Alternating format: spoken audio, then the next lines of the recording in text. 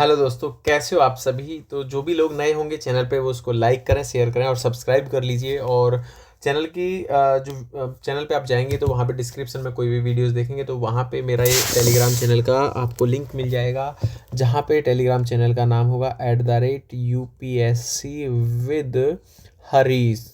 ठीक है, आप इसके नाम से चैनल सर्च करिएगा टेलीग्राम पे, वो मिल जाएगा, सेम नाम से ही होगा। वहाँ पे ज्वाइन कर लीजिएगा। वहाँ पे आपको यूपीएससी से रिलेटेड इन्फॉर्मेशंस या फिर जो भी न्यूज़ वगैरह होती हैं, इंपॉर्टेंट टॉपिक्स होंगे, वो आपको वहाँ पे शेयर किए जाते हैं। तो प्लीज़ आप लोगों से रिक्वेस्ट आप ज्वाइन करिएगा। ठीक है, ये जो क्लास होगी, ये क्लास अभी तक मैंने इकोनॉमी की 3 क्लासेस कर दी हैं टोटल। तो 3 क्लासेस में आज जो है इस वीडियो के अंदर जल्दी से हम रिवाइज करने की कोशिश करेंगे कि रिवीजन, एक क्लास रिवीजन की होगी, मैंने आपको पहले ही बोला था। ओके, तो लेट्स समय बर्बाद ना करते हुए शुरू करते हैं। वीडियो के अंत तक जरूर बने रहिएगा। कोई भी डाउट होता है तो प्लीज़ आप कमेंट बॉक्स में मुझे बताना। तो जैसे देखेंगे कि इकोनॉमिक्स क्या है। तो इकोनॉमिक्स क्या होता है, जैसे कि उस लिमिटेड रिसोर्सेज होते हैं, सीमित संसाधन होता है, उनका उपयोग अच्छे से कैसे कैसे किया जाए जिससे कि अधिकतम संतुष्टि प्राप्त की जा सके। ठीक है, यानी कि सीमित संसाधनों से अधिकतम संतुष्टि प्राप्त करने को ही इकोनॉमिक्स कहा जाता है। जैसे कि आप इसका एक एग्जांपल समझ सकते हैं। आपकी अगर अर्थव्यवस्था की खुद की बात करते हैं तो एक व्यक्ति के जेब में अगर मान लीजिए 100 रुपये होते हैं तो 100 रुपये से वो क्या चूज करना चाहे, क्या अच्छे अच्छे ऑप्शन वो अपने लिए रखना चाहता है, मतलब कि ज़्यादा से ज़्यादा चीज़ें खरीदना या फिर अच्छी अच्छी चीज़ें जो उसके लिए वर्थ इट हो, उसके काम आए। अब वो 100 रुपये ऐसी चीज़ में इन्वेस्ट करे जहाँ पे उसको वर्क नहीं है, जिसको 6 महीने बाद यूज़ होगा, या एक ऐसी जो उसे बहुत ज़्यादा नीड है। तो आदमी जब जिसके पास पैसे कम होते हैं, नीडी होता है जिन चीज़ों के लिए, उनको सबसे पहले खरीदना पसंद प्रेफर करता है उनके लिए। तो उसी को ही कहते हैं, यानी कि अधिकतम संतुष्टि प्राप्त करना है सीमित संसाधनों के द्वारा। ठीक है, तो यहाँ पर क्या होता है, ये इसे इसी तरीके से समझ सकते हैं कि इंसान की इच्छाएं, ज़रूरतें होती हैं, वो असीमित होती हैं, लेकिन संसाधन हमेशा रिसोर्सेज सीमित होते हैं। जैसे कि पैसे संसाधन आप मान सकते हो, एग्जाम्पल बता रहा हूँ, सिर्फ पैसे। तो पैसे आपके पास सीमित होते हैं, लेकिन आप चाहते हो भाई मैं फरारी कार खरीद लूँ, ये आपकी नीड है और वांट्स हैं। ठीक है, यानी कि इच्छाएं हैं। तो लेकिन पैसे तो आपके पास कम है, फिर आप जाके मारुति खरीद लेते हो। तो इसी तरह से ये इकोनॉमी का एक फंडा है। ओके, तो संसाधन उपयोग कर सही वितरण और अधिकतम लाभ कर सके। अब ब्रांचेस बात करते हैं। इकोनॉमी की 2 ब्रांचेस होती हैं इकोनॉमिक्स की। तो एक माइक्रो इकोनॉमिक्स होती है, एक मैक्रो यानी कि समष्टि और व्यष्टि अर्थशास्त्र होता है।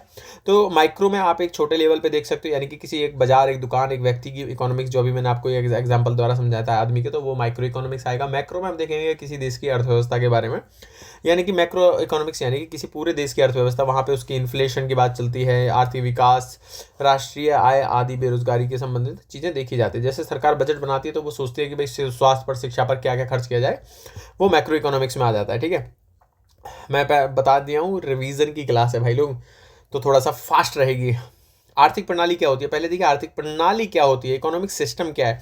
तो क्या होती है, इसमें हम देखेंगे पूंजीवाद बनाम समाजवाद बनाम मिश्रित अर्थव्यवस्था क्या होती है, भारत में आर्थिक प्रणाली और सुधार क्या हुए, वर्तमान आर्थिक नीतियां किस तरह से चल रही हैं। तो देखिए क्या है आर्थिक प्रणाली, यानी कि किसी देश की अर्थव्यवस्था को संचालित करने का ढांचा होता है, जिसमें उत्पादन, वितरण, उपभोग से जुड़े नियम विनियम, संस्थाएं आदि होती हैं। जैसे कि भाई रेगुलेट करती है हमारी सरकार, कुछ नियम बना के इंडस्ट्रीज को रेगुलेट किया जाता है। तो वो क्या है, वो आर्थिक प्रणाली कैसी होती है। देखिए कई बार क्या होता है कि हमारे यहाँ पे क्या करते हैं, गवर्नमेंट प्लस में प्राइवेट जो लोग हैं वो किसी कंपनी को विनियमित करते हैं। ठीक है, जैसे गवर्नमेंट इस पे अलग से रूल लगाती है, प्राइवेट कंपनियों के जो मालिक हैं वो खुद से कुछ रूल्स बना के उस कंपनी को चलाते हैं। तो वही चीज़ है कि मिश्रित अर्थव्यवस्था होती है। जैसे कि 3 तरह की अर्थव्यवस्थाएं होती हैं। कैपिटलिस्ट इकोनॉमी होती है, जिसमें कि इसमें देखो कैपिटल यानी कि कैपिटल से आप समझ सकते हैं, यानी पूंजीवादी, यानी कि पूंजीवादी यानी कि लोग पैसा ज़्यादा बनाना चाहते हैं। यहाँ पर निजी लोगों का स्वामित्व होता है।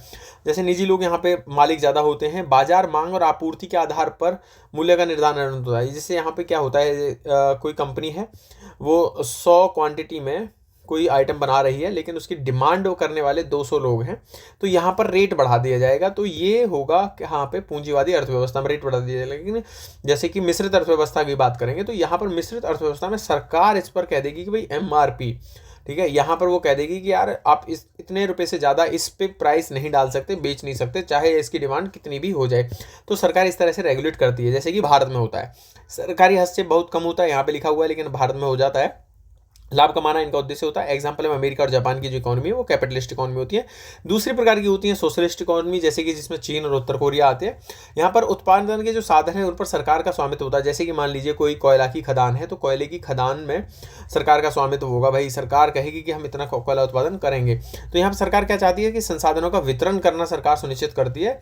यहाँ पर इक्वालिटी पर जोर दिया जाता है, यानी कि सबका समान विकास किया जाए। तो ऐसी विशेषताएं आपकी समाजवादी इकोनॉमी की होती हैं। चीन और उत्तर कोरिया इसके एग्जाम्पल है। देखिए कई बार यूपीएससी में या कोई भी स्टेट के एग्जाम में, एसएससी में एक क्वेश्चन आ सकता है कि सोशलिस्ट इकोनॉमी के क्या क्या फीचर्स होते हैं, विशेषताएं क्या क्या होती हैं। ऐसे ही हाँ, ऐसी मिश्रित अर्थव्यवस्था हुई। अब मिश्रित की बात कर रहा है तो कि अब याद करने का इजी तरीका है भाई, जो ऊपर कैपिटलिस्ट प्लस सोशलिस्ट है उसका ही एग्जाम्पल होगा mixed economy. C plus S करेंगे तो एम आ जाएगा, यानी कि पूंजीवाद और समाजवाद का मिश्रण होता है। निजी और सार्वजनिक दोनों क्षेत्रों की भूमिका होती है, सरकार नियमन करती है, और भारत और फ्रांस इसके एग्जाम्पल माने जाएंगे। भारत में आर्थिक सुधार कब हुए? भारत में आर्थिक सुधार हुए 1991 में। यहाँ पर क्या हुआ? एलपीजी यानी कि हाँ, लिबरलाइजेशन, प्राइवेटाइजेशन और ग्लोबलाइजेशन, तीन चीज़ें हुई यहाँ पर। जैसे कि विदेशी निवेश को बढ़ा दिया, अभी जैसे 100% एफडीआई की अनुमति दे रखी है बहुत सारे सेक्टर्स में, इंश्योरेंस सेक्टर में दे रखा है, रेलवे सेक्टर में दे रखा है। तो ऐसे ही क्या है कि फॉरेन का जो इन्वेस्टमेंट है वो भारत में है, तो वो क्या है, एक उदारीकरण है। और सरकार का नियंत्रण यहाँ पे बहुत कम हो रहा है, निजीकरण बढ़ाया जा रहा है। आप देखेंगे निजी सर्विसेज, प्राइवेट हॉस्पिटल कितनी अच्छी सर्विसेज देते हैं। वैश्विक निवेश के लिए बाजार खोलना है, अभी विदेशी लोग कंपनियां भारत में आके भाई निवेश करके भारत के आर्थिक विकास में सहयोग देती हैं। ये हुआ। सरकारी नियंत्रण हुआ, सरकारी नियंत्रण यहाँ पे कम किया गया, सरकार कम कर रही है। जैसे कि वर्तमान आर्थिक नीतियाँ कैसे, startup India, make in India, UPI, रुपए और आत्मनिर्भर भारत आदि ऐसे अभियानों के द्वारा लोग हाँ, मतलब सरकार बढ़ा रही है हमारे देश की अर्थव्यवस्था को। तो नेक्स्ट देखेंगे, जैसे कि क्लास 1 का रिवीजन हो गया है, तो क्लास 2 के कुछ टॉपिक्स हैं यहाँ पर। की कॉन्सेप्ट होंगे इकोनॉमी के, जैसे कि क्या है डिमांड एंड सप्लाई, कैसे। देखिए ये जो बेसिक कॉन्सेप्ट मैं आपको बता रहा हूँ, ये क्या करेंगे आप, जब भी इकोनॉमी के बड़े बड़े कॉन्सेप्ट्स आगे आप पढ़ोगे तो वहाँ पर जब शब्द आएंगे कि यार डिमांड एंड सप्लाई का गेम है, या इक्विलिब्रियम है, संतुलन हो रहा है, मांग की इलास्टिसिटी हो रही है, अपॉर्चुनिटी कॉस्ट है, प्रोडक्शन है, तो ये धीरे धीरे देखिए आपको इकोनॉमी की समझ इस तरह से डेवलप होगी। ये ग्राफ बन जाएगा यहाँ पर, जैसे जैसे आप छोटे छोटे सीढ़ियाँ, ये हम कहेंगे ना स्टेप्स कहेंगे, ठीक है, स्टेप्स कहेंगे। और ऐसे स्टेप्स को आप बढ़ेंगे तो आपके पास में एक अच्छी समझ हो जाएगी, और फिर एक दिन आप बहुत बढ़िया इकोनॉमी के क्वेश्चंस को अच्छे से सॉल्व कर पाओगे, ठीक है। तो इसमें ये वाले टॉपिक्स होने वाले हैं। अब हाँ एक सेकेंड, तो जो टॉपिक्स हैं जैसे कि डिमांड और सप्लाई की बात है, तो डिमांड एंड सप्लाई का नियम क्या होता है, मांग क्या होती है। देखिए मांग क्या है कि अन्य जो जितने भी फैक्टर हैं उनको स्थिर मानते हैं, यानी कि कैसे करेंगे। जैसे कि डिमांड की बात है, कीमत है 10 रुपये, मांग की संख्या है 100। अगर कीमत 20 रुपये हो जाती है तो कीमत मांग हो जाती है 80, यानी कि जैसे जैसे प्राइस बढ़ेगा वैसे वैसे कीमत बढ़ रही है, यानी कि कीमत बढ़ेगी तो मांग कम होगी, कीमत कम होगी तो मांग बढ़ेगी। ये सिंपल सा कॉन्सेप्ट आपको समझ में आ गया होगा। आपूर्ति का नियम उल्टा हो जाता है थोड़ा सा, यहाँ पर कीमत बढ़ने के साथ आपूर्ति अधिक होती है, कीमत कम होगी तो आपूर्ति कम होगी। देखिए आप ध्यान रखिएगा, मांग में एक एरो ऊपर जाएगा तो एक नीचे आएगा, और सप्लाई में एक ऊपर एरो आ जाएगा तो दूसरा भी ऊपर जाएगा, अगर एक नीचे जाएगा तो दूसरा भी नीचे जाएगा। तो इस तरह का रूल्स यहाँ पे चलते हैं। देखिए इकोनॉमी के सिंपल सी रूल है, एक ऊपर जाएगा एक नीचे जाएगा, यानी कि एक चीज़ बढ़ेगी तो दूसरी घटेगी। अगर कहीं कहीं ये स्पेसिफिक क्षेत्र होंगे जहाँ पे दोनों चीज़ें एक साथ बढ़ेंगी या घटेंगी। आपूर्ति आप समझ गए होंगे, यानी कि सप्लाई। अब आप एक कॉन्सेप्ट समझिए कि अगर मान लीजिए आप किसी फैक्ट्री के मालिक हैं, वहां पर लग रहा है कि इसकी आप कीमत बढ़ रही है कोई चीज़ की। जैसे मान लीजिए आप एक टॉय बनाते हैं, कोई टॉय बना रहे हैं, और टॉय के लिए आपको पता है कि डिमांड यहाँ पे मार्केट में बहुत सारी डिमांड आ गई है और डिमांड तो बढ़ रही है, तो आप क्या करेंगे, तुरंत आप सप्लाई चेन खोल देंगे, ये सप्लाई बढ़ा देंगे। आप कहेंगे कि मैं सप्लाई बहुत ज़्यादा मैन्युफैक्चरिंग करूंगा तो मैं इस डिमांड को टैकल करने की कोशिश करूंगा, यानी पकड़ने की कोशिश कर रहा हूँ, भाई मुझे डिमांड में पूरी कर पाऊँ, है ना। तो उस तरह का कॉन्सेप्ट यहाँ पे लगता है। बेसिक आपके आसपास के एग्जांपल से आप समझ लीजिए। जैसे हम मान लेते हैं सरकार कहती है कि भाई टमाटर उगा लो, मतलब नहीं, टमाटर का रेट टमाटर है 100 रुपये किलो और टमाटर की डिमांड भी बहुत ज़्यादा हो रही है, तो आप क्या करेंगे, कहेंगे यार मैं तो अपनी खेत में टमाटर ही ज़्यादा बोऊंगा क्योंकि मुझे लाभ कमाना है। तो यहाँ पर इसको हम सकारात्मक संबंध कह दिया जाता है, ठीक है। एग्जाम्पल ये दे रखा है, आप समझ लीजिएगा, पहले वीडियोज में समझा रखा है, जिसने भी नया देख रहा हो वीडियो देख लीजिएगा। मांग और आपूर्ति में कुछ संतुलन किया जाता है। मांग और आपूर्ति में यानी कि जहाँ पे डिमांड और सप्लाई, यानी कि डिमांड बराबर सप्लाई हो जाए तो वहाँ पर संतुलन हो जाएगा। जैसे कि मान लीजिए मार्केट में 100 पीस बन रहे हैं और उनकी डिमांड भी जो है 100 लोगों के द्वारा की जा रही है, तो ये संतुलन की स्थिति हो जाती है। आप ये समझ सकते हैं, जैसे कि देखिए मैंने एग्जाम्पल के थ्रू यहाँ समझाया कि 30 रुपये की कीमत है, मांग है 60 और आपूर्ति हो रही है 60 पीसों की, और तो ये क्या है, संतुलन की स्थिति आ रही है। बाकी आप इजी से समझ सकते हो, वीडियो को पॉज करके देख लेना। इलास्टिसिटी ऑफ डिमांड यानी कि मांग की लोच, यानी कि किसी वस्तु की मांग में होने वाले परिवर्तन की संवेदनशीलता, यानी कि डिमांड में चेंजेस आ जाएंगे यार, ठीक है, तो उसे हम कहेंगे। तो जब उसकी कीमत में बदलाव किया जाता है, अब इसके लिए 3 पॉइंट है, अधिक लोचदार, इकाई लोचदार, अल्प लोचदार। आप इसमें देख लीजिएगा, जैसे कार और एग्जांपल मैंने यहाँ पे दे रखा है। हाईली इलास्टिक यानी कि थोड़ी सी कीमत बढ़ गई तो उसमें ज़्यादा लोग सोचना शुरू कर देते हैं कि उसकी डिमांड दिक्कत आएगी। मैंने यहाँ पे कार और लग्जरी वस्तुओं के दीजिए, मान लीजिए कोई आप कार खरीदने जा रहे हैं 10 लाख रुपए की, उसकी कीमत में 1 लाख रुपए की बढ़ोतरी हो गई। इसके हिसाब से 10 लाख के हिसाब से तो 1 लाख बहुत कम है, 10% है, लेकिन इस पे कस्टमर यहाँ पे अदर ऑप्शंस देखना शुरू कर देगा, यार मैं नहीं खरीदूंगा, यार जब सस्ती हो जाएगी तब खरीदूंगा। तो वैसे ही ये 3 चीज़ें यहाँ पे हो जाती हैं।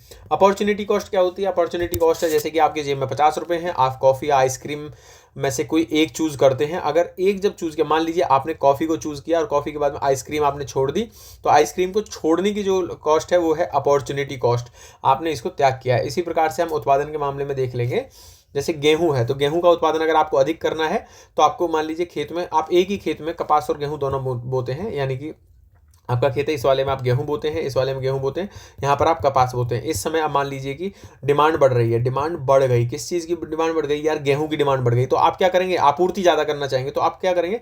आप इतने वाले सेक्शन में भी आप गेहूं बोना चाहेंगे, तो आपको ये वाला सेक्शन जो है कम करना पड़ेगा यहाँ पे। तो ये वाला जो सेक्शन आप कम करेंगे, तो यानी कि कपास की जो है पैदा कम करेंगे। तो इसी को क्या कहते हैं? अपॉर्चुनिटी कॉस्ट, यानी कि दूसरे को खोने की जो चीज़ होती है।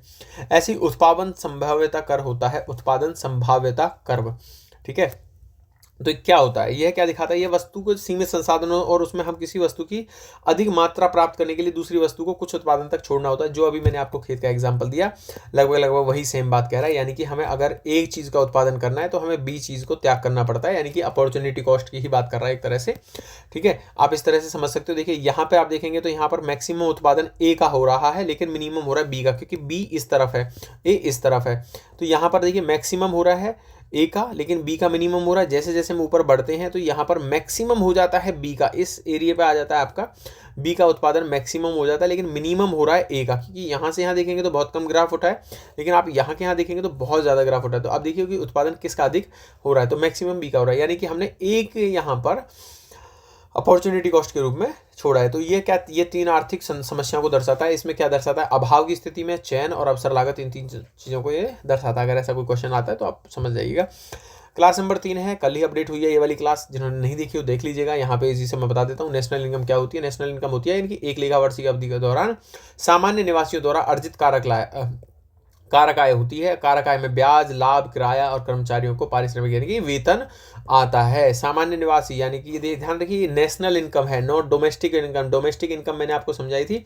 डोमेस्टिक इनकम क्या होती है? डोमेस्टिक इनकम में सामान्य और गैर निवासी दोनों होते हैं, यानी कि जो कुछ लोग विदेशी, अगर मान लीजिए कुछ अमेरिकी भारत में काम करके पैसा कमा रहे हैं तो वो भारत की जीडीपी में काउंट होगा, वो घरेलू आय होती है, ठीक है।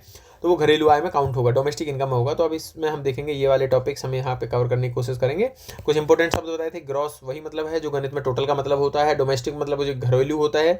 प्रोडक्ट का मतलब वस्तु और सेवा होता है। फाइनल का मतलब कि अब कोई वैल्यू एडिशन नहीं किया जा सकता। जीडीपी क्या होती है? यानी कि किसी देश की एक अर्थव्यवस्था होती है जहाँ पे कैसे किसी देश की घरेलू सीमा के भीतर उत्पादित सभी अंतिम वस्तुओं और सेवाओं का अंतिम मूल्य होता है, मौद्रिक मूल्य भी कहा जा सकता है, ठीक है।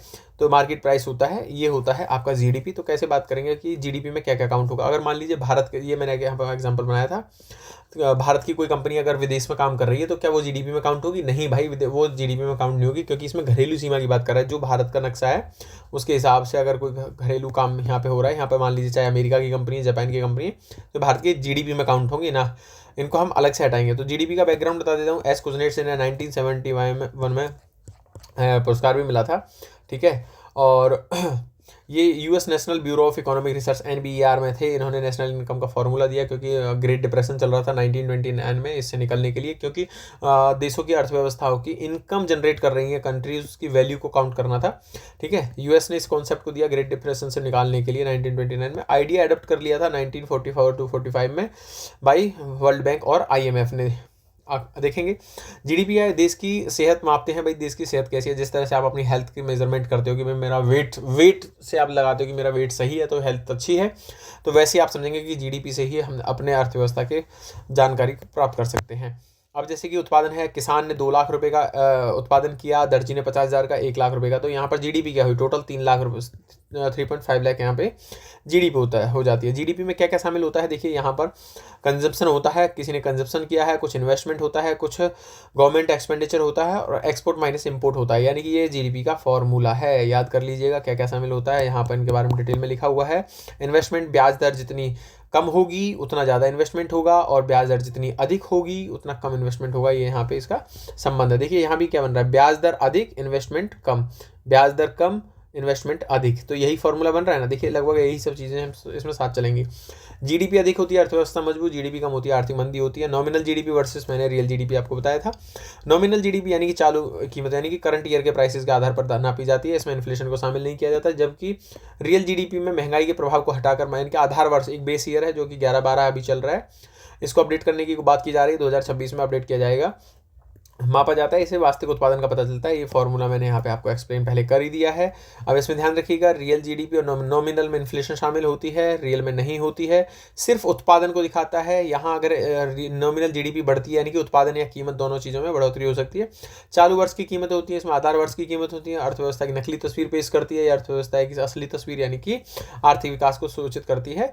लोगों के कल्याण की अच्छी सूचक नहीं होती है, ये लोगों के कल्याण की अच्छी सूचक होती है, क्योंकि यहाँ पर सिर्फ उत्पादन बढ़ेगा तो इकोनॉमी बूम होगी। नॉमिनल जीडीपी कैसे निकालेंगे, चालू वर्ष में कीमतें प्लस चालू वर्ष का उत्पादन हुआ, और रियल जीडीपी आधार वर्ष की कीमतें और चालू वर्ष का उत्पादन के आधार पर निकाला जाता है। जीडीपी डिफ्लेटर क्या है कि नॉमिनल जीडीपी और रियल जीडीपी के बीच के अंतर को समझने के लिए किया जाता है। Nominal GDP upon real GDP into 100 इसका फॉर्मूला हुआ। ये मैंने आपको बता दिया। अगर रियल जीडीपी 600 है, नॉमिनल जीडीपी 660 है, तो कैसे पता करेंगे, तो 110 आएगा कट के, तो यहाँ पर 10% की वृद्धि, यानी कि 10% की इन्फ्लेशन हो गई है। अब जीडीपी डिफ्लेटर की हम बात कर लेते हैं कि नॉमिनल जीडीपी और रियल जीडीपी की कीमतों के आधार पर प्रत्येक 3 माह में जीवीए की गणना करता है। सांख्यिकी और कार्यक्रम मंत्रालय मॉस्पी वस्तु और उत्पादन के स्तर के अनुसार परिवर्तन भारांश होता है। इसमें एक वस्तु की बास्केट होती है जो डायनेमिकली चेंजिंग बास्केट होती है। सभी घरेलू उत्पादन गुड्स और सर्विसेज की कीमतों को दर्शाता है, कीमतों में परिवर्तन को दर्शाता है। आयातित वस्तुओं को इसमें शामिल नहीं किया जाता क्योंकि भारत में उत्पादित नहीं हुई है। सिस्टम ऑफ नेशनल अकाउंट 2015 के अंतर्गत 2015 में राष्ट्रीय आय के आकलन के लिए नई विधि यानी कि जीवीए प्रणाली का उत्पादन किया गया है। जीवीए ग्रॉस वैल्यू एडिशन का यूज़ करना शुरू किया गया है। मैं पिछली वीडियोस में डिटेल में बता चुका हूँ, यहाँ पे बस समझ लीजिए। और ग्रॉस नेशनल प्रोडक्ट क्या है, देखिए राष्ट्रीय की बात कर रहा है। राष्ट्र मतलब कि एक राष्ट्र के अंदर में क्या पैदा हो रहा है। अब जैसे मान लीजिए अमेरिका में कोई हमारी कंपनी काम कर रही है तो वो हमारे राष्ट्र का पार्ट माना जाता है, तो वहाँ की इनकम को हम देखेंगे। अब मान लीजिए अमेरिकन कंपनी भारत में काम कर रही है तो उसको हम माइनस कर देंगे। तो यहाँ पर यही इस चित्र के द्वारा समझाया। ये अमेरिकन कंपनी है, ये ब्लू कलर की भारतीय कंपनी है, तो इनका हम जीडीपी A-B करेंगे तो हमारे पास में आ जाएगा ग्रॉस नेशनल प्रोडक्ट, यानी कि net factor earn by abroad है। नेट नेशनल इनकम आएगी, यानी कि निवल राष्ट्रीय उत्पाद क्या होगा, नेट नेशनल प्रोडक्ट यानी कि NNP जो निकलेगा, यही अभी यहाँ पे आ रहा था NNP इस फॉर्मूले के द्वारा। तो NNP में माइनस कर देंगे हम मूल्य ह्रास, यानी कि डेप्रिशिएशन हम घटा देंगे तो हमारे पास में आ जाएगा नेट नेशनल प्रोडक्ट। डेप्रिशिएशन क्या होता है, यानी कि वस्तुएं चीज़ें मशीनरी जो है वो घिस जाती हैं, टूट फूट होती है, तो उसको यहाँ पे घटा दिया जाता है। जीडीपी में से मूल्य, ये आप फॉर्मूला याद कर लीजिएगा, जीडीपी में से मूल्य ह्रास घटाएंगे एनडीपी आएगा। इस तरह से आप ये याद करिएगा, शॉर्ट में बना रहा हूँ। Net national product, net national income और नेशनल इनकम एक ही बातें होती हैं। Net national product at factor cost, net national product at market price minus करेंगे इनडायरेक्ट टैक्स प्लस करेंगे सब्सिडी, यानी कि net indirect tax. Net indirect tax कैसे निकलेगा, वर्ड को समझिएगा, नेट की बात कर रहा है। इनडायरेक्ट टैक्स माइनस करेंगे सब्सिडी तो नेट इनडायरेक्ट टैक्स आ जाएगा। Net national product at market price हो जाएगा। ये फॉर्मूला मैं आपको पहले बता चुका हूँ। पर कैपिटा इनकम क्या होती है, एक देश की मान लेते हैं पॉपुलेशन 1000 है और उसकी टोटल नेशनल इनकम 1 लाख है, ठीक है, सॉरी 10,000 है, तो हम इसको कट कर देंगे तो यहाँ पे आएगी, यानी कि एक व्यक्ति की पर कैपिटा इनकम 10 रुपये है। इस तरह से हम इसको फॉर्मूले को काउंट करते हैं। लोगों का कल्याण का स्तर बढ़ेगा, जनसंख्या अगर अधिक होगी तो ये तो गलत है। अब देखिए यहाँ पे क्या है कि भाई यहाँ पे लोग मान लीजिए 100 लोग हैं, यहाँ पे 50 हैं। देखिए अब यहाँ पे कल्याण का स्तर देखिए, सॉरी यहाँ पे 50 है कल्याण का स्तर और वहाँ पे 100 है। यहाँ पे देखिए जनसंख्या यहाँ पे 10 है, यहाँ पे 100 है, यहाँ पे 1000 है। तो देखिए कल्याण का स्तर कहाँ पे, यानी कि जितनी कम जनसंख्या होगी उतना अधिक कल्याण होगा। इस तरह से ये ग्राफ वर्क करता है। बात करेंगे परचेजिंग पावर पैरिटी यानी कि क्रय शक्ति क्षमता, हमारे पास हमारे पैसे में कितनी ताकत है खरीदने के लिए। IMF और वर्ल्ड बैंक द्वारा जीडीपी की गणना के लिए किया जाता है, यानी कि जीवन यापन के लिए। देखेंगे हम भारत में किस तरह से पीपीपी का यूज़ किया जाता है, अमेरिका में, यानी कि अलग अलग देशों में एक ही वस्तु की सेवा और कीमतें भिन्न होती हैं। जैसे कि मान लीजिए भारत में बर्गर 100 रुपये का मिल रहा है, यूएसए में बर्गर 5 रुपये का मिल रहा है, तो इनकी परचेजिंग पावर एक्सचेंज रेट क्या होगी, 100/5 करेंगे इक्वल टू 20, यानी कि 1 USD बराबर हमें 20 रुपये देने पड़ते हैं। वैसे हम बात करेंगे पीपीपी आधारित जीडीपी जनगणना की बात करते हैं, ट्रिपल जीडीपी हम ये काउंट करेंगे, triple GDP into triple P. तो एक्सचेंज रेट मैंने एक फॉर्मूला बताया, इसको आप पढ़ लीजिएगा। भारत और पीपीपी 2023 भारत एनजीडीपी लगभग 3.7 ट्रिलियन यूएसडी थी, बट पीपी जीडीपी में भारत 13.2 ट्रिलियन जीडीपी आया। भारत थर्ड लार्जेस्ट इकोनॉमी बना है आफ्टर चीन और अमेरिका के बाद में। भारत की विनिमय दर एक्चुअली 80 से 85 रुपये रहती है, जबकि वैसे परचेजिंग पावर पैरिटी के हिसाब से विनिमय दर 20 से 25 रुपये होती है। बिग मैजिक इंडेक्स है बाई निकाला है द इकोनॉमिस्ट पत्रिका के द्वारा। अब यहाँ पर ये एक्चुअल क्या दिखा रहा है कि मान लीजिए आप अमेरिका में जा रहे हैं, वहाँ पे मैगडी का बर्गर खरीदने हैं, उसके लिए $5 देने हैं। भारत में उसी बर्गर के सेम बर्गर के 200 रुपये देने हो रहे हैं। तो आप देखेंगे purchasing power parity exchange rate, ठीक है, क्या है, यानी कि 200/5 करेंगे तो इक्वल टू 40, यानी कि $1 के लिए हमें 40 रुपये देने पड़ रहे हैं। तो एक्चुअली ये है, जबकि एक्चुअल में विनिमय दर क्या चल रही है, 80 से 85 रुपये का $1 मिल रहा है। तो देखेंगे कि यहाँ पे भारत की वैल्यू, रुपये की वैल्यू कम नजर आ रही है। आप समझिएगा भारत के रुपए की वैल्यू कम है क्योंकि हमें अधिक रुपए देने पड़ रहे हैं, इसलिए हमारी वैल्यू कम होती है, मुकाबले कम मूल्यवान माना जाता है। राष्ट्रीय प्रयोज्य क्या है, आय क्या है, आपको इसको याद कर लीजिएगा। Net national product at factor cost पीछे समझा दिया, नेट इनडायरेक्ट टैक्स पीछे समझा दिया है, शेष विश्व से प्राप्त चालू हस्तांतरण, ये 3 चीजें इसके अंदर शामिल होती है। याद रखिएगा, फॉर्मूले को थोड़ा अच्छे से डिटेल से समझ लीजिएगा। निजी आय क्या होती है, प्राइवेट इनकम, यानी कि प्राइवेट इनकम क्या होती है, निजी क्षेत्र को शुद्ध घरेलू उत्पादन से प्राप्त कारक आय होती है, विदेशों से प्राप्त शुद्ध कारक आय, राष्ट्रीय बॉन्ड पर ऋण पर ब्याज, सरकार से प्राप्त वर्तमान हस्तांतरण और शेष विश्व से प्राप्त चालू हस्तांतरण। ठीक है, तो आई होप क्लास का रिवीजन हो गया है। जितने भी लोग नए हों टेलीग्राम ज्वाइन कर लेना, ठीक है। और वीडियो के बारे में कमेंट प्लीज़ बताना, फीडबैक जरूर देना, कोई भी डाउट हो आप कमेंट बॉक्स में लिखिएगा, आपको सॉल्यूशन जरूर दिया जाएगा। Thank you. नेक्स्ट क्लास जल्दी होने वाली है आपकी, आप बने रहिएगा अंत तक। Thank you.